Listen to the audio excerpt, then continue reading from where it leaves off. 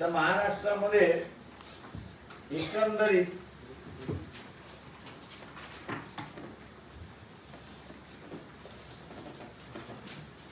बारा कोटी क्विंटल हा असणारा कापूस होतो महाराष्ट्रामध्ये.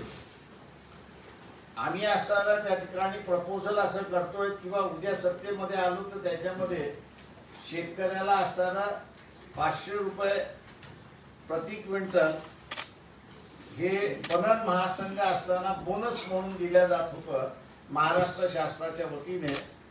तीच पद्धत इथे असताना पुन्हा त्या ठिकाणी सुरुवात शासनाने करावी. शासनाने नाही केली तर उद्या आम्ही सत्तेमध्ये आलो तर ते आम्ही असताना करणार आहोत. बोजा आपण जर बघितला की महाराष्ट्र शासनाच्या बजेटवरती बोजा किती पडेल हा जर आपण विचार केला तर हा बोजा 6000 कोटीच्या आसपास त्या ठिकाणी जातोय.